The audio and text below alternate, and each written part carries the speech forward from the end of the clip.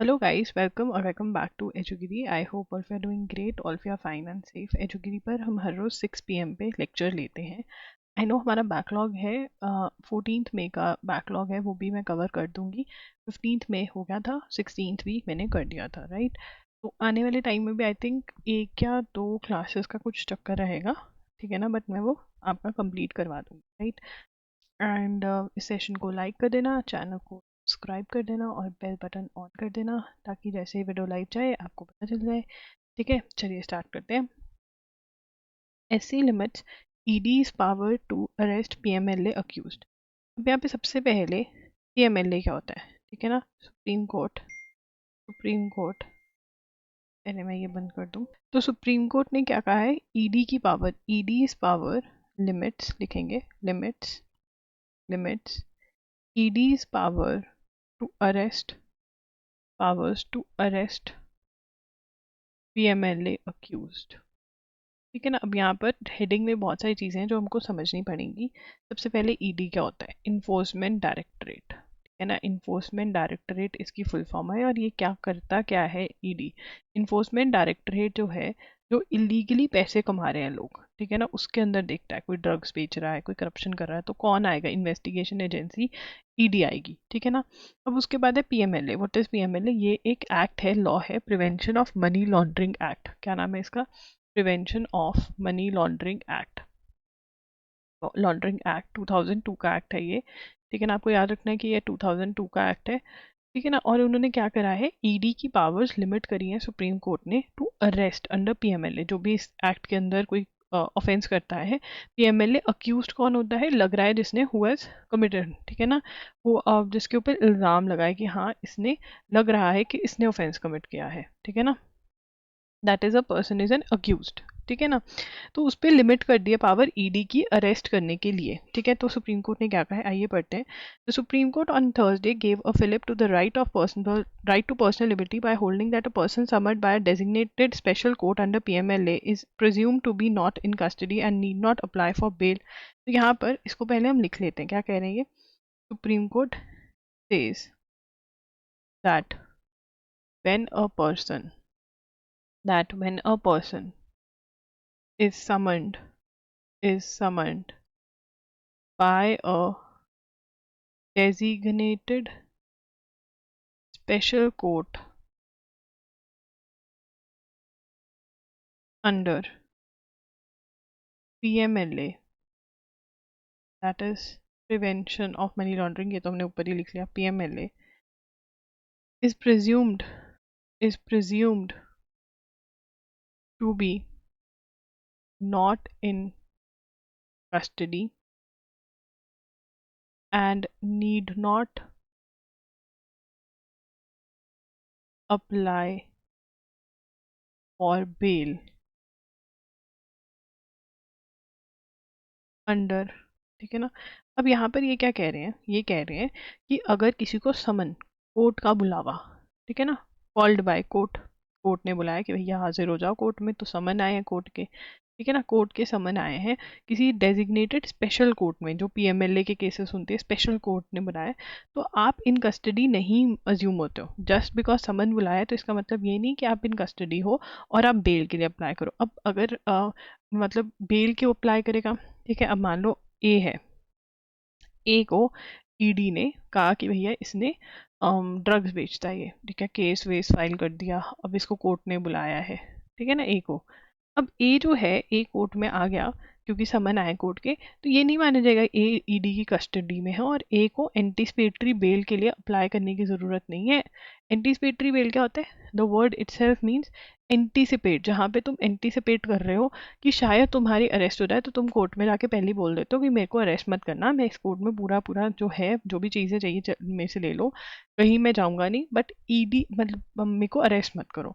तो anticipatory bail की आपको अरेस्ट ना किया जाए, वो अप्लाई करने की ज़रूरत ही नहीं, क्योंकि अगर आपको सिंपली समन आए हैं, आप कस्टडी में नहीं हो, ठीक है. If the accuse person appears before the special court pursuant to a summons, it can not be treated that he is in custody, therefore it is not necessary for the accuse to apply for bail, ठीक है. उसके बाद the enforcement director told the supreme court on Thursday that the complaint against. तो यहाँ पर ये इतना ही है, ठीक है ना. अब ये वाला जो पार्ट है, हाँ, ये इतनी ही जजमेंट है कि आप समन मतलब आपको बेल के लिए अप्लाई नहीं करना है। अगर सिंपली आपको कोर्ट ने बुलाया है तो आप कस्टडी में नहीं माने जाओगे पीएमएलए के अंडर, ईडी जो जो कर रहा है, बस इतना ही याद रखना है, ये सुप्रीम कोर्ट ने बोला है। उसके बाद Enforcement Directorate told the Supreme Court on Thursday that complaint against Aam Aadmi Party is in the pipeline and there is direct evidence of its national convener Arvind Kejriwal demanding 100 crore as kickbacks in liquor policy case. अब यहाँ पे kickback क्या होता है, ठीक है ना? ठीक है, तो यहाँ पर इन्फोर्समेंट डायरेक्टरेट क्या कह रही है, लिखेंगे enforcement directorate told Supreme Court that complaint against AAP convener is in pipeline. In pipeline मतलब बस करने वाले हैं ये काम हम, पाइपलाइन, ठीक है ना? क्यों? Demanding Arvind Kejriwal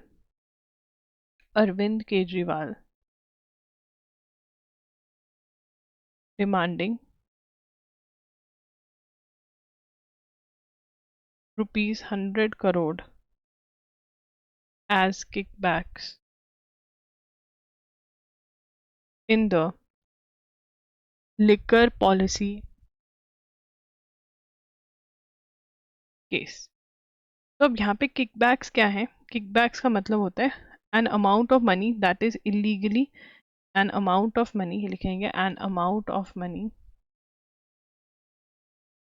that is paid to someone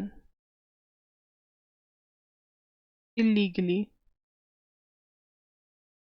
in exchange for secret help or work।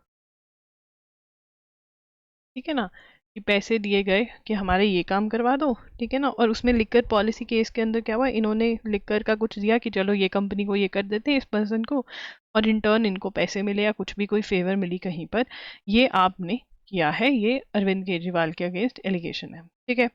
Kick backs का मीनिंग पता होना चाहिए। अब यहाँ पर हम बात करेंगे पीस कॉन्फ्रेंस की। कौन सी कॉन्फ्रेंस होने वाली है? यूक्रेन पीस कॉन्फ्रेंस, मतलब रशिया और जो यूक्रेन की वॉर चल रही है उसके बारे में बात होने वाली है, यूक्रेन पीस कॉन्फ्रेंस। तो सबसे पहले यूक्रेन पीस कॉन्फ्रेंस कहाँ पर होने वाली है? ये हर साल बहुत सारी होती है, ठीक है ना? तो लिख लेना ये कौन से वाली है, ये जून वाली है, ठीक है ना? जून 2024 में कहाँ पर हो रही है?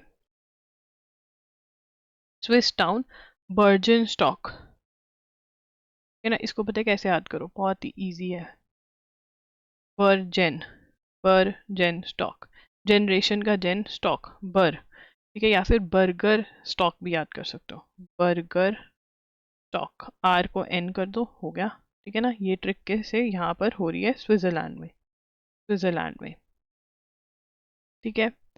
अब यहाँ पर किसको बुलाया गया? As the government keeps organisers of a global Ukraine peace conference to be held in June, guessing is arriving इन। तो इंडिया के अंदर फॉरेन सेक्रेटरी आ रहे हैं बात करने के लिए इस बारे में, ठीक है ना? पीस कॉन्फ्रेंस के बारे में जो कि स्विट्जरलैंड में होने वाली है।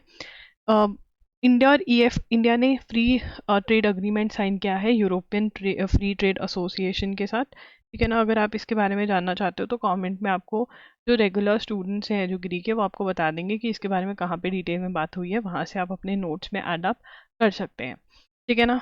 उसके बाद आगे चलेंगे। हमें यहाँ से जो पिछला पढ़ा उसमें से सिर्फ ये याद रखना है कि बर्जन स्टॉक जो है स्विट्जरलैंड में, वहाँ पे यूक्रेन पीस कॉन्फ्रेंस होने वाली है और इंडिया को भी बुलाया गया है, ठीक है? World health organisation release a report the first ever on hypertension. वो कह रहे हैं कि जो हाइपरटेंशन है वो बहुत ही गलत चीज़ है, लोगों को पता ही नहीं चलता कि उनका हाई ब्लड प्रेशर है और उसकी वजह से डेथ्स होती हैं, राइट? और लोग सॉल्ट बहुत खाते हैं, उस पर कंट्रोल होना चाहिए। तो ये सारी चीज़ों पे बारे में बात हो रही है जिसमें से हमें कुछ नोट नहीं करना है, ठीक है ना? यहाँ पे इन्होंने WHO हार्ट स्ट्रैटेजी शेक बताया। शेक का मतलब क्या बताया? 4 अप्रोचेस बताई हैं कि सॉल्ट पे मेजर रखना चाहिए, ज़्यादा नहीं, ठीक है ना? फूड एंड मील्स जो हैं जो गलत टाइप के हैं, इंश्योर करना चाहिए उसमें लेस सॉल्ट हो, ठीक है ना? स्टैंडर्ड लेबलिंग एंड मार्केटिंग होनी चाहिए, एजुकेशन। तो ये शेक्स उन्होंने बनाया हुआ है, ठीक है ना? तो यस, दैट्स दैट। चलिए आगे चलते हैं। अब यहाँ पे the supreme court on in courts order invalidating the arrest and remand of NewsClick founder Prabir Purkayastha. देखो इनके बारे में हमने कल नोट कर लिया कि इनकी बेल हो गई है। इनको अरेस्ट क्यों किया गया था? क्योंकि कहा जा रहा है कि चाइना से पैसे इनको आ रहे थे और ये इंडिया में एंटी नेशनल सेंटिमेंट क्रिएट कर रहे थे। Not only anti national sentiment create कर रहे थे, जो राइट्स भी हो रहे थे वहाँ पर भी ये लोग पैसा लगा रहे थे जो चाइना से आ रहे थे, और ये लोग उसमें इन्वॉल्व हैं। अब यहाँ पे जो एडिटर है वो कह रहा है कि यार ये गलत स्टोरी है, ये बिल्कुल ख़राब है। तो अब ये ओपिनियन बेस्ड ज़्यादा हो गया है, ठीक है ना। और ओपिनियन बेस्ड जो है हमको वो नोट नहीं करना होता है। कल के जो नोट्स थे हमारे वो बढ़िया हैं, they are going to sacrifice for the paper, ठीक है ना। यहाँ पे Pankaj Bansal versus union of India वाली जो जजमेंट है ये हमने कल भी पढ़ी थी, जिसके अंदर कहा गया है कि ग्राउंड ऑफ अरेस्ट जो है वो आपको बताने पड़ेंगे। That those arrested under PMLA should be given the grounds of the arrest in writing, ठीक है ना। तो ये दोबारा से मैं एक बार लिख देती हूँ, but this judgment is important. Pankaj Bansal versus union of India, इस बार ये बहुत न्यूज़ में आई है। इसमें क्या कहा है? दोज अरेस्टेड अंडर PMLA कौन सा है? वही मनी लॉन्ड्रिंग वाला एक्ट, इलीगली कोई पैसे कमा रहा है, should be given grounds of their arrest in writing, ठीक है ना। राइटिंग में उनके ग्राउंड्स ऑफ अरेस्ट देने पड़ेंगे। चलिए आगे चलते हैं। Recent studies such as accelerating dynamics of collective attention, human attention spans। अब यहाँ पर ये कह रहे हैं कि human attention span जो है वो पहले 2.5 मिनट्स तक हुआ करता था, 2 decades ago, 20 साल तक एक ह्यूमन जो है वो 2.5 मिनट्स के लिए बहुत ध्यान से सुनता था। बट अब जो स्पैन है, अब जो हमारा कॉन्सेंट्रेशन स्पैन है वो सिर्फ और सिर्फ 45 सेकेंड रह गया है, ठीक है। तो ये लिखेंगे accelerating dynamics of collective attention, ठीक है ना। A study says that there is a decline in human attention spans। Human attention span जो है उसके अंदर डिक्लाइन आ गया है। जो 20 ईयर्स पहले कितना था, 20 ईयर्स अर्लियर 2.5 मिनट्स था, अब वो कितना है? अब वो सिर्फ और सिर्फ नाउ 45 सेकेंड्स है। और ये क्यों हुआ है? क्योंकि शॉर्ट वीडियो कंटेंट की वजह से ये हुआ है। क्योंकि जो कंटेंट बना रहे हैं वो क्या चाह रहे हैं कि हमारा कंटेंट वायरल चला जाए, तो वो शॉर्ट, अरे लोग भी शॉर्ट देखते हैं। नहीं नहीं नहीं, ये गलत है। मैं बताती हूँ एज अ कंटेंट क्रिएटर थोड़ी सी तो हुई मैं, ठीक है ना। जो लोग देखना चाहते हैं वही हमें डालना पड़ता है। अगर लोग शॉर्ट में देखना चाहते हो वो शॉर्ट में ही बड़बड़ाना पड़ता है, ठीक है। तो इसमें लोगों का भी देखना चाहिए, अकेले हम ही गलती नहीं कर रहे हैं। अब यहाँ पर Russian president Vladimir Putin and the heads of foreign states lay flowers at the tomb of unknown soldier after the Victory Day military parade in the central Moscow on May 9. Russia is celebrating 79th anniversary. तो यहाँ पर हम लिख लेंगे Russia celebrates 79th anniversary, ठीक है ना। Russia celebrates लिखेंगे Russia celebrates 79th anniversary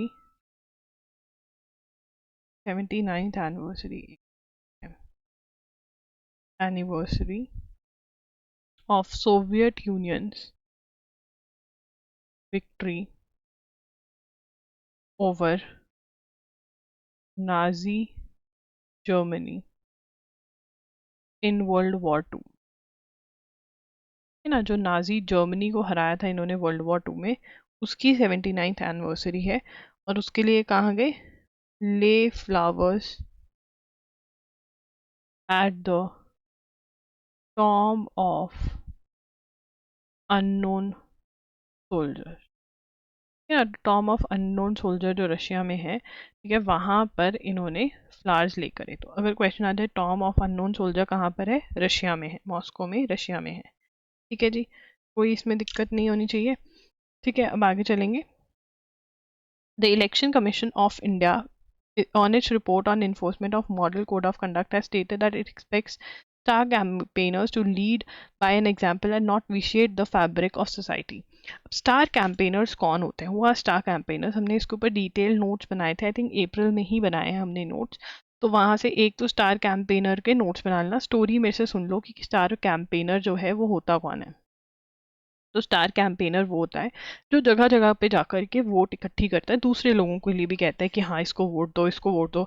जैसे बीजेपी के नरेंद्र मोदी हो गए, ठीक है, कांग्रेस के अंदर राहुल गांधी हो गए, सोनिया गांधी हो गई, ठीक है ना, बीजेपी के अंदर अमित शाह हो गए, ठीक है, ये इनके टॉप स्टार कैंपेनर्स हैं जो लोगों के लिए, मतलब उनकी ही पार्टी के लोगों के लिए वो जाकर के वोट मांगते हैं। तो ये स्टार कैंपेनर्स हो गए। तो उनके ना एक्सपेंसेस जो होते हैं वो अलग गिने जाते हैं, कि मतलब जो जिसके लिए प्रमोशन करने गए हैं उसके यहाँ से भी कुछ पैसे लिए जाते हैं, ठीक है, कट होता है उसके लिए, क्योंकि लिमिट होती है, ठीक है ना, हर कैंडिडेट पे एक लिमिट होती है कि आप इससे ज़्यादा एक्सपेंडिचर नहीं कर सकते। तो स्टार कैंपेनर का ये होता है। तो अब उन्होंने कहा स्टार कैंपेनर्स जो कि इंपॉर्टेंट लोग हो गए हर पार्टी के, उनको कहा थोड़ा ध्यान से अच्छे से कैंपेन करो, ऐसे कैंपेन करो कि जो सोसाइटी है इंडिया की, जो हमारी सोसाइटी है, उस पर कोई ज़्यादा इफेक्ट ना पड़े, ठीक है ना, हमारा जो स्ट्रक्चर है, ठीक है। This has raised a debate about ECI powers to rein in MCC violations. अब एमसीसी होता क्या है? सबसे पहले तो MCC is model code of conduct. कुछ चीज़ें जो हैं, ठीक है, आप ड्यूरिंग इलेक्शंस नहीं कर सकते, और वो कौन सी चीज़ें हैं जो मॉडल कोड ऑफ कंडक्ट में कही गई हैं, ठीक है, बहुत सारी चीज़ें आप ड्यूरिंग इलेक्शंस नहीं कर सकते। Things you are not allowed to do, things not allowed to be done during elections. क्या आप नहीं कर सकते हो ड्यूरिंग इलेक्शंस? जब इलेक्शन टाइम है, तो जब इलेक्शंस अनाउंस हो गए हैं तब, ठीक है ना, ये एमसीसी है, मॉडल कोड ऑफ कंडक्ट। अब यहाँ पे रजिस्टर्ड पार्टीज का कॉन्सेप्ट डिस्कस हो रहा है। यहाँ पे जो नोट्स बनेंगे वो थोड़े बहुत लंबे बनेंगे, तो बना लेते हैं, बिकॉज इस बार जो क्वेश्चन है ये इलेक्शंस वाले बहुत एक्सपेक्टेड हैं। तो registered parties. Section 29A of Representation of People Act 1951 lays down the requirement for a registration of a political party. तो हमें यहाँ पर लिखना होगा कि कौन सा सेक्शन बताता है। Section 29A of RPA Act Representation 29A of Representation of the People Act 1951, ठीक है ना, लेज डाउन, क्या ले डाउन करता है? Lays down requirements for registration of a political party with ECI. ECI माने election commissioner, election commission of India, ठीक है ना, कमिश्नर नहीं, कमीशन ऑफ इंडिया की क्या रिक्वायरमेंट है, मतलब रजिस्ट्रेशन की बात कहाँ पे हो रखी है? सेक्शन 29A में हो रखी है, ठीक है। उसके बाद any political party that seeks to register should submit a copy of its memorandum constitution. Such document should be declare that party should bear true faith and allegiance to the constitution. It should bear allegiance to the principles of socialism. जो हमारे basic चीज़ें हैं, ठीक है ना, उसके ऊपर हम बने रहेंगे। सेकुलरिज्म क्या है कि स्टेट का कोई रिलीजन नहीं है, तो रिलीजन बेस्ड चीज़ें जो हैं वो अवॉइड करेंगे। डेमोक्रेसी है, इलेक्टेड यहाँ पर रहता है, सॉवरेनिटी, यूनिटी, इंटीग्रिटी, जो हमारी एकता है उसको हिंडर नहीं करेंगे, ठीक है। इसमें नोट करने वाली बात नहीं, हमको बताना चाहिए सेक्शन 29A आरपीए का जो है वो बताता है कि रिक्वायरमेंट्स क्या रहती हैं for registration of a political party. उसके बाद अब लीगल बेनिफिट्स क्या एंजॉय करती है एक रजिस्टर्ड पॉलिटिकल पार्टी, ठीक है ना। यहाँ पर हम पढ़ेंगे रजिस्टर्ड पॉलिटिकल पार्टी क्या बेनिफिट्स एंजॉय करती है, ठीक है ना। तो यहाँ पे हम नोट करेंगे benefits enjoyed by benefits enjoyed by a registered political party, ठीक है ना। क्या है जो बेनिफिट्स इंजॉय करते हैं एक रजिस्टर्ड पॉलिटिकल पार्टीज, ठीक है। लीगल बेनिफिट्स क्या होते हैं? नंबर 1, टैक्स एग्जम्पशन, ठीक है ना, फॉर डोनेशन रिसीव। जो डोनेशंस मिलती है उनके ऊपर टैक्स नहीं लगता है, ये टैक्स नहीं पे करती हैं पॉलिटिकल पार्टीज, ठीक है ना। B, common symbol for contesting, common symbol एक ही सिंबल कहीं से भी कोई कंटेस्ट कर रहा है, ठीक है, उनकी पार्टी का इंसान, तो उसको कॉमन सिंबल मिलता है कंटेस्टिंग इन जनरल इलेक्शंस, ठीक है ना, चाहे वो लोकसभा में हो, चाहे स्टेट असेंबली में हो, चाहे सीएम के इलेक्शंस हो, चाहे पीएम के इलेक्शन हो, तो उनको कॉमन वो मिल जाता है, ठीक है ना। और रजिस्टर्ड पार्टी को it can have 20 star campaigners, क्या हो सकते हैं, 20 star campaigners during election campaign, during election campaign, ठीक है ना। इंडिया में कितनी रजिस्टर्ड पॉलिटिकल पार्टीज हैं, इंडिया के अंदर 2760 एक्टिव रजिस्टर्ड पॉलिटिकल पार्टीज हैं, एक्टिव रजिस्टर्ड पॉलिटिकल पार्टीज हैं। तो समझ में आ गया, इनको एक तो टैक्स एग्जाम्पशन मिली हुई है, ठीक है ना, ये कॉमन सिंबल यूज करते हैं, ठीक है, और तीसरा इनके पास 20 स्टार कैंपेनर्स ये लोग डिक्लेयर कर दे सकते हैं, जो रजिस्टर्ड पॉलिटिकल पार्टीज हैं। अब रजिस्टर्ड है और अलग से एक है रिकॉग्नाइज्ड पॉलिटिकल पार्टी, ठीक है ना। अब रिकॉग्नाइज्ड पार्टीज कौन सी होती हैं, ठीक है ना, तो registered recognised party, registered parties refer to as registered unrecognised political party, political parties are, ठीक है ना, रजिस्टर्ड पार्टी वो है जो मे बी मतलब रिकॉग्नाइज नहीं है, registered party is referred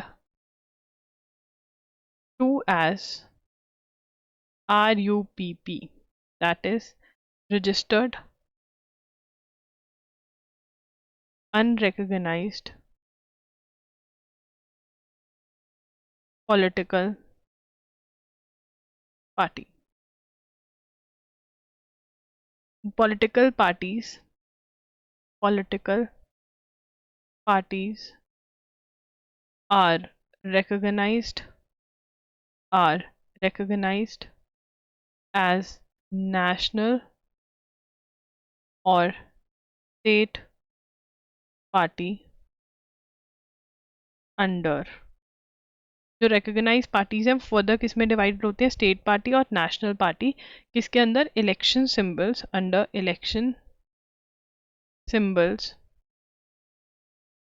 reservation, allotment order. अब ये हमें याद करना पड़ेगा कि क्राइटेरिया क्या रहता है, क्राइटेरिया जो है हमको याद करना पड़ेगा। तो यहाँ पर एक लाइन खींच लेते हैं, थर्ड पॉइंट यहाँ पे लिखते हैं हम अपना, ठीक है ना। तो क्राइटेरिया याद करेंगे, तो क्राइटेरिया क्या है, या फिर एक अलग से यहाँ पे लिख लेते हैं, थर्ड पॉइंट बनाएंगे। क्राइटेरिया क्या है हमारा, ठीक है, criteria for recognition, criteria for recognition of national or state level consists of winning required percentage of votes, कुछ required percentage of votes चाहिए, percentage of votes चाहिए होते हैं to get recognized। Fourth point क्या है, एट प्रेजेंट अगर हम अभी बात करें, ठीक है ना, मतलब मई 2024 की बात करें हम, तो 6 नेशनल पार्टीज हैं और 60 स्टेट पार्टीज हैं, ये इंपॉर्टेंट है, 6 और 60 ये है, ठीक है ना, याद है, इजी है याद करना, 6 और 60, ठीक है। तो ये जो है दिस इज इम्पॉर्टेंट, यहाँ से क्वेश्चन बन सकता है। These recognised parties enjoy additional concessions, ठीक है ना। अब ये फिफ्थ पॉइंट बनेगा, फिफ्थ पॉइंट क्या बनेगा, recognised parties enjoy enjoy additional concessions, ठीक है ना, ठीक है। और यहाँ पर क्या होता है, इनको एडिशनल कंसेशन में क्या है, रिजर्व्ड सिंबल ड्यूरिंग इलेक्शंस, ठीक है ना, और 40 स्टार कैंपेनर्स, ठीक है, कितने स्टार कैंपेनर्स है, 40, ठीक है, उधर कितने थे, 20। तो रजिस्टर्ड हर पार्टी हो सकते हैं बट रिकॉग्नाइज्ड कुछ ही होती हैं। क्या कैंसिल कर सकते हैं, deregister, can ECI, that is election commission of India, deregister political parties, no, ठीक है ना, इनके पास पावर नहीं है, ठीक है ना। No explicit powers, no clear cut powers, no explicit powers. और इसके अंदर 2002 के अंदर सुप्रीम कोर्ट ने भी बोला था कि आप ऐसे ही डी रजिस्टर नहीं कर सकते। National Congress versus institute of social welfare में बोला गया था कि आप ऐसे डी रजिस्टर पॉलिटिकल पार्टी को नहीं कर सकते, ठीक है ना। तो यहाँ पर अगर हम एक बार रिविजन मारें, ठीक है, तो हमने पढ़ा कि रजिस्टर्ड पॉलिटिकल पार्टीज होती हैं और सेक्शन 29A में इसकी बात करी हुई है कि रजिस्टर्ड कैसे हो सकती हैं। रजिस्टर्ड पॉलिटिकल पार्टीज को टैक्स एग्जम्पशन मिलती है, मतलब टैक्स पे नहीं करना पड़ता है। कॉमन सिंबल जो होता है वो मिलता है, 20 स्टार कैंपेनर्स होते हैं, और जो रिकॉग्नाइज है उसमें 40 स्टार कैंपेनर्स होते हैं। 2760 एक्टिव पॉलिटिकल पार्टीज हैं, जबकि रजिस्टर्ड पार्टी रिकॉग्नाइज कितनी है, नेशनल लेवल पे 6 है और स्टेट लेवल पे 60 रिकॉग्नाइज्ड हैं। जो रिकॉग्नाइज पार्टी होती है उनका परसेंटेज ऑफ वोटिंग पे डिपेंड करता है कि कौन रिकॉग्नाइज बनेगी। जब इलेक्शंस होते हैं उसके हिसाब से वो होता है। Can ECI D register political parties? नहीं, उनके पास पावर नहीं है, ठीक है। State can not acquire property without proper procedure. अब यार देखो, स्टेट गवर्नमेंट जो है, हाईवे बनाना है, कुछ बनाना है, तो बहुत प्राइवेट प्रॉपर्टी, लोगों की प्रॉपर्टी एक्वायर करते हैं, और उसमें जो मेन चीज़ हमें लगती है वो लगता है कॉम्पनसेशन, मतलब जो पैसा दिया जाता है उस प्रॉपर्टी को लेने के लिए। सुप्रीम कोर्ट कहता है कि नहीं, आपको प्रॉपर प्रोसीजर भी फॉलो करना पड़ेगा। सुप्रीम कोर्ट क्या कहता है, तो यहाँ पे लिखेंगे supreme court said state can not acquire state cannot acquire property without proper procedure। ये कौन बोल रहा है? Supreme court. की प्रॉपर्टी एक्वायर करनी है तो प्रोसीजर भी इंपॉर्टेंट है, ठीक है ना। Now without following mandatory procedure following a grant of compensation the right to property is protected. अब यहाँ पर हमें बहुत इंपॉर्टेंट PYQ आता है कि right to property is a constitutional right. Right to property is a constitutional right to property क्या है? एक कॉन्स्टिट्यूशनल राइट है, ठीक है। It is generally assumed that for a valid acquisition all that is necessary is to possess the power of eminent domain, power of sovereign। मतलब mainly compensation को main माना जाता है कि कॉम्पनसेशन पैसा पे कर दिया तो खत्म। बट यहाँ पे क्या बोला जाता है कि नहीं, कॉम्पनसेशन जो है वो तो ठीक है, बट आपको, ठीक है ना। अब यहाँ पर 44th कॉन्स्टिट्यूशनल अमेंडमेंट हुई थी। कौन सी अमेंडमेंट हुई थी? 44th constitutional amendment. ये अब इम्पॉर्टेंट क्वेश्चन बन जाएगा राइट टू प्रॉपर्टी का। वैसे भी PYQ है, बट अब इस साल ये बहुत ही इम्पॉर्टेंट क्वेश्चन हम एक्सपेक्ट कर सकते हैं, राइट। तो यहाँ पर क्या है, 44th कॉन्स्टिट्यूशनल अमेंडमेंट ने क्या किया था? omitted the right to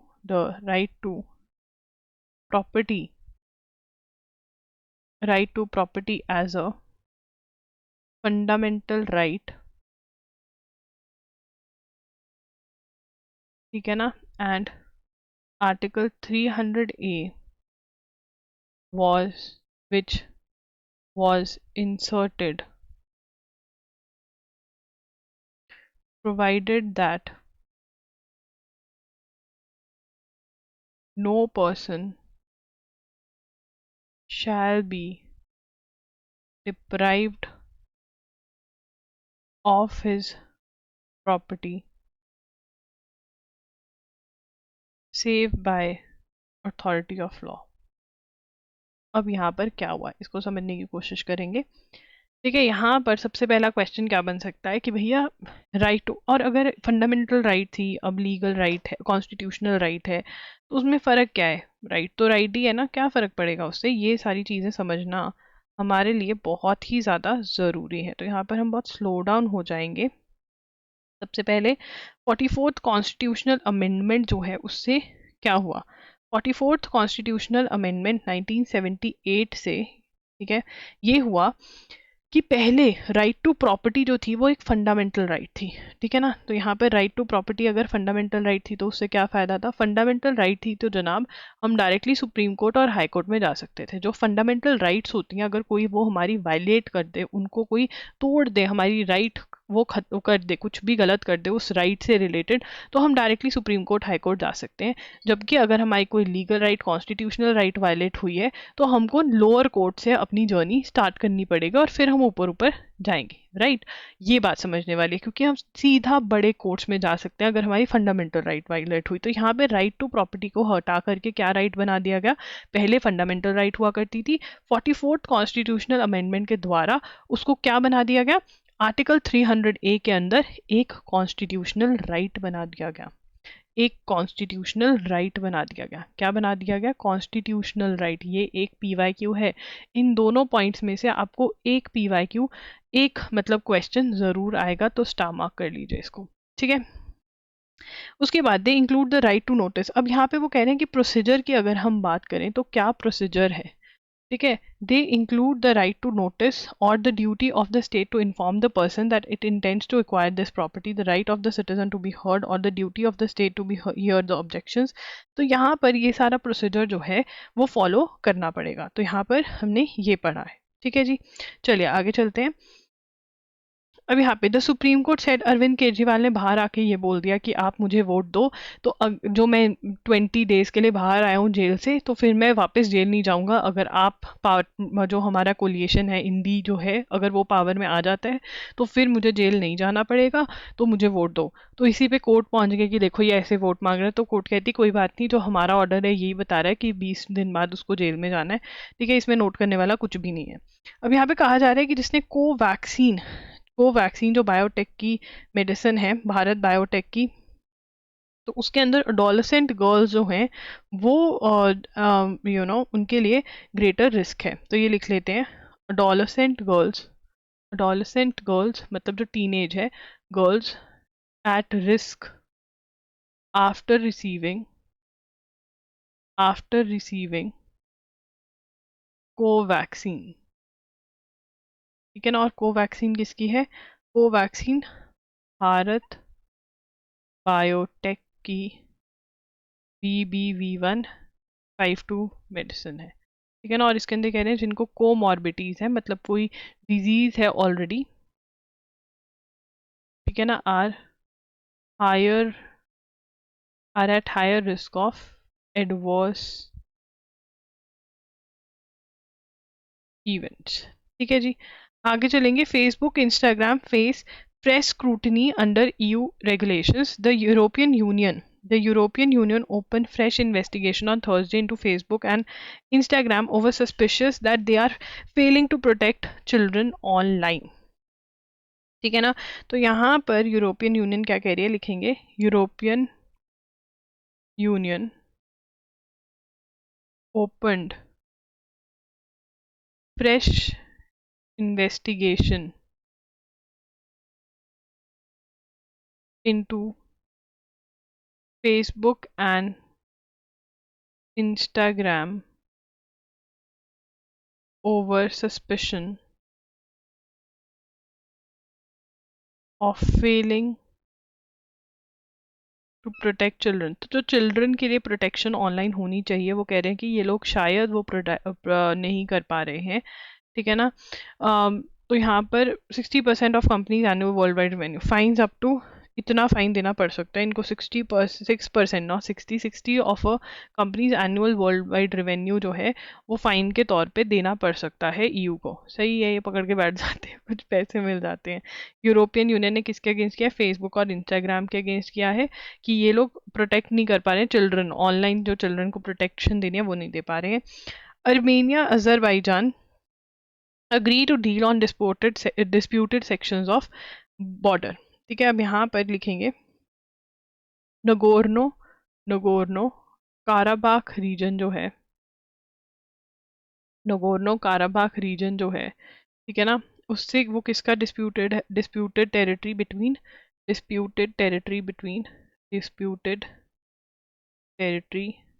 between Armenia and Azerbaijan, ठीक है ना। Deal between two Caucasus nations includes the return to Azerbaijan of 4 border villages seized by Armenia in 1990। अब यहाँ पे क्या हो रहा है, अर्मेनिया ने ये बॉर्डर्स, जो ये विलेजेस, ये 4 विलेजेस जो है अर्मेनिया ने सीज कर रखे थे, अब ये किसको दे देंगे वापस, अजरबैजान के, जिसके ये हैं नगोर्नो काराबाख रीजन, वैसे इसको बोला जाता है। वेरी इंपॉर्टेंट PYQ भी है इसके ऊपर, जब जब लड़ाई होती थी तो क्वेश्चन आ ही जाता था। उसके बाद US proposes reclassifying marijuana as low risk drug। US President Joe Biden administration formally proposed on Thursday reclassifying marijuana as a less dangerous Schedule 3 drug, a historic shift that would bring federal policy more in line with public opinion। Marijuana has been classified since 1970 as Schedule 1 drug under Controlled Substances Act। ठीक है ना, तो उसको मतलब लोग less dangerous drug की तरह इसको यूज करने लग जाएंगे यूएसए के अंदर, अगर ये पास हो जाता है। जब पास होगा तभी लिख लेंगे। उसके बाद फ्लोटिंग गाजा स्ट्रिप के अंदर हमास के साथ इसराइल की यहीं पे लड़ाई चल रही है, तो एक फ्लोटिंग पायर बना दिया है जहाँ से ह्यूमैनिटेरियन एड जो है पहुंचाई जा सके गाजा में। उसके बाद फुटबॉलर जो सुनील चेत्री हैं, जो कि इंडियन फुटबॉलर हैं, वो रिटायर होने वाले हैं, उन्होंने अनाउंस कर दिया है। तो सबसे पहले लिखेंगे सुनील चेत्री टू रिटायर, है ना, इनको रिटायर होना है, सुनील चेत्री टू रिटायर। और सुनील चेत्री को 2021 में मेजर ध्यानचंद खेल रत्न अवार्ड मिला था। ठीक है ना, सबसे पहले तो ये इंडिया का हाईएस्ट स्पोर्टिंग ऑनर है, इंडियाज हाईएस्ट स्पोर्टिंग ऑनर। ठीक है ना, is the only footballer to receive this award, the award. ठीक है ना, चेत्री इज, फैक्ट है चेत्री से रिलेटेड, H डबल है, Chhetri is 4th in all time list of international goal scorers behind Messi,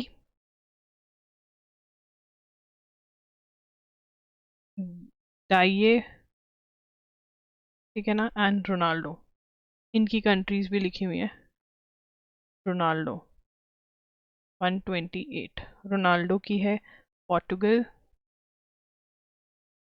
ये ईरान का है डाई, और मेसी जी हैं अर्जेंटीना के, और ये इंडियन जो है हमारा सुनील चेत्री, वो 4th पे है। आगे चलेंगे। Chhetri became a legend still playing. अब यहाँ पे इंडिया के हेड कोच कौन है, ये भी इंडिया हेड कोच फुटबॉल कौन है, इगर स्टीमैक। है ना, ये 3rd पॉइंट हो गया, 4th पॉइंट हो गया। इसके बाद जो लास्ट पॉइंट है वो ये है, Indian football captain and tailsman Sunil Chhetri on Thursday announced his decision to retire from international football after the FIFA World Cup qualifying match against Kuwait in June 6 in Calcutta, bringing the curtains down on his unparalleled football career। अब यहाँ पे 6th या 5th point बनेगा, ये लिख लेंगे। तो हमें पहले पता होना चाहिए, Indian football captain announced his decision to retire from international football after FIFA World Cup qualifying match against Kuwait on 6 June 2024। ठीक है ना, K3 made debut इन 2005, ठीक है, अगेंस्ट पाकिस्तान। पाकिस्तान के अगेंस्ट डेबिट मतलब पहली बार खेले, ठीक है ना। देखिए यहाँ पर ना ऑल टाइम उसमें देखें थर्ड इन लिस्ट है, third in list of international goal scorers among active players, मतलब जो अभी भी खेल रहे हैं, मतलब दाई जो है ईरान का वो खेलना छोड़ गया है, ठीक है ना, प्लेयर्स, ठीक है ना, तो ये भी इम्पोर्टेंट है। Kerala's annual battle to vector, vector mosquito जिसमें इन्वॉल्व हो, ठीक है ना, तो यहाँ पर कौन सा है, वेस्ट नाइल फीवर, क्या नाम है इस बीमारी का, वेस्ट नाइल फीवर, WNF। कहाँ पर है ये, केरला में, है ना। कैसे होता है ये, मॉस्किटो बॉर्न डिजीज है, क्या है, मॉस्किटो बॉर्न डिजीज है, देखो, mosquito borne, mosquito borne viral disease है, ठीक है जी, ओके। आगे चलेंगे। सो गाइस उससे पहले loggery.in पर जो है आप MCQs प्रैक्टिस कर सकते हैं, ठीक है ना, बहुत ही बढ़िया है। उसके बाद वन शॉट लेक्चर्स लगा सकते हैं जो कि 7 to 8 आवर्स में आपका फुल 1 मंथ बिल्कुल ऐसे रेडी कर देंगे एज इफ आपने हर रोज एजुगिरी जो हिंदू एनालिसिस फॉलो किया हो। एंड आप मॉक टेस्ट खरीद सकते हैं हमारे पास, AILAT army institute of law, CUT का लीगल स्टडीज डोमेन सब्जेक्ट है, ठीक है, महाराष्ट्र CET के 5 इयर्स लॉ एंट्रेंस एग्जाम के हमारे पास मॉक टेस्ट हैं, ठीक है। उसके बाद लखनऊ यूनिवर्सिटी 5 ईयर और 3 ईयर के मॉक टेस्ट हैं, पंजाब यूनिवर्सिटी 3 इयर्स के मॉक टेस्ट हैं, एंड कल परसों तक अलीगढ़ मुस्लिम यूनिवर्सिटी भी लाइव हो जाएगा। कूपन कोड के लिए do subscribe to this channel and also व्लॉगरी चैनल को, एंड ऑल्सो इंस्टाग्राम पे भी डालेंगे हम, ठीक है। तो दैट्स इट, लॉगरी एजुगिरी साइनिंग ऑफ, मिलेंगे कल 6 PM पर। एंड यस आई होप आपने पिछला बैकलॉग कंप्लीट कर दिया होगा। Bye bye, take care.